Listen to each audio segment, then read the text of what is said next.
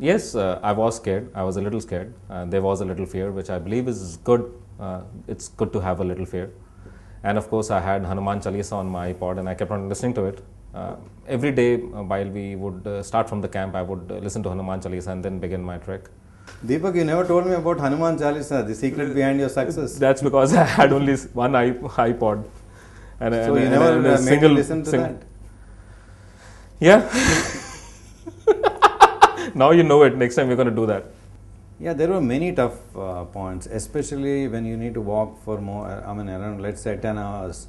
Okay, it becomes excruciating. Every time you think you're seeing the camp, and in the last second you realize that you need to go down a big valley and then climb up the whole thing.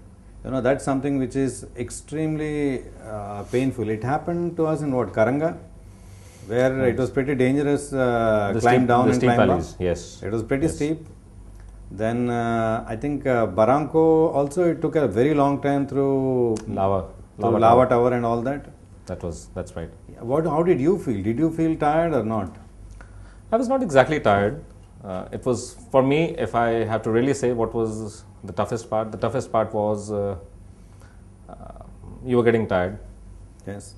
And I had to be doubly sure that yes, we both will do it.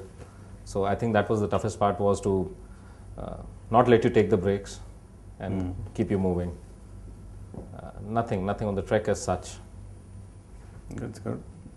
And I think on the last day, definitely while we were reaching the peak, I still remember the Stella point was maybe 10-15 feet from me. And it is not that I always knew that I would do it. But I needed a rest of 5-10 minutes before I really start doing it again. And I would not let him rest, because I would not want his body to cool down. And he would get very agitated. You're not letting me rest, and I know better, and I've done base camps and things like that before, but I would not let him sit down.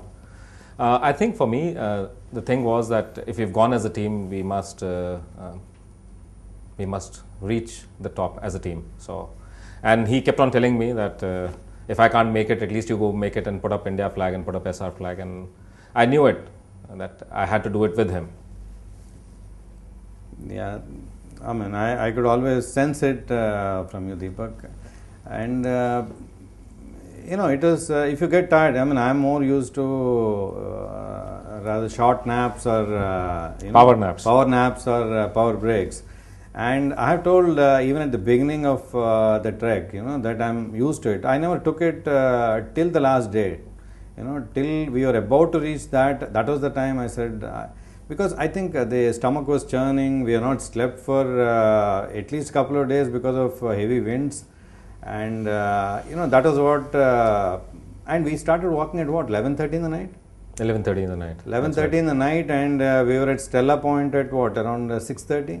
6:37. 6:37, and we still needed to do at least more than an hour. More than an hour to reach the Uru Peak. So, I needed a break, that of course nobody was allowing me to take a break.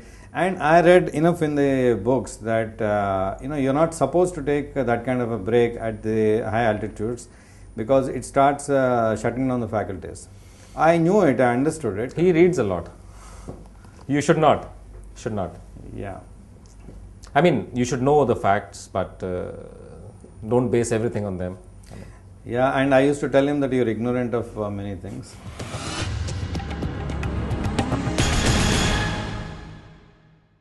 Yeah, I think it was the motivation for us of holding the Indian flag at the peak of Kilimanjaro and followed by Essar flag. And followed by Essar flag was so high that we never ever thought of quitting anywhere in between.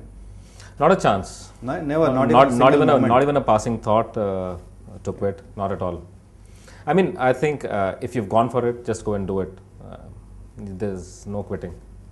Yeah, but one thing, I was, of course, you said it earlier, that the pulse oximeter, I had to hide that. Yeah, I had to hide that. And I was definitely checking up the oxygen levels and, the pulse.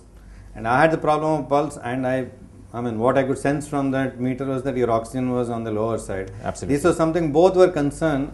And it definitely showed up, towards the end when you had that headache. It is more linked to the oxygen levels.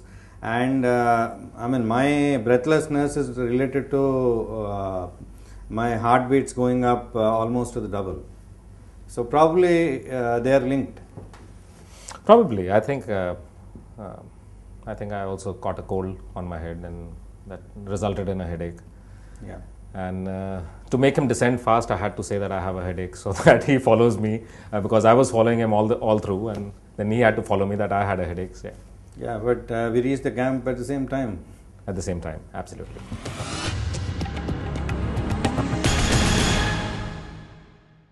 What was your thought when you reached on top? We did it. Okay, it's all the plan that we've been we made for such a long time. All the hard work. All the hard work that we had done. All the endurance. Absolutely, the endurance. So much of pain that we had gone through. We did it. I think I would say that you do it for that one moment. Whatever you do it for that one moment of success, that one moment of achievement, that one moment of joy. So it's a feeling that cannot be described. Amazing. Absolutely amazing. Absolutely amazing. Out of this world at 6,000 meters, literally. Yeah, and it will be remembered forever. Till we live. Yeah. So you do it for that one moment. Yeah. And great. We were feeling absolutely victorious. I don't know what else to say. Yeah, it's something that you do it for yourself, and it's something that lives with you. So, absolutely. It can keep us exciting forever. Absolutely. I think in a teamwork, if you achieve things like this, they remain with you, and that's what keeps the team together. Absolutely. I did it thrice, 2001, 2003, and this is 2012. And my teammates, first time I done with 3 more guys, Deepak, and second time I did with one guy, one of my cousin, and this time it's with you. And all the I'm glad my first time is with you. First time with me, yeah. But all 5 of us are extremely close friends. We keep talking to each other, although living in different continents. It's very important to do great things like this for the team bonding. It bonds you like nothing else. Absolutely. I think the whole purpose of going on top was to put up the Indian flag and to put up Essar flag. While we were going up, we did not see any Indians from India as such. So all the more reason that we had to put up the flag, and followed by Essar flag. And I carried both the flags along with me from the terminal. And the whole purpose was to go on top. And I think the greatest moment was when we hosted the Indian flag, followed by Essar flag.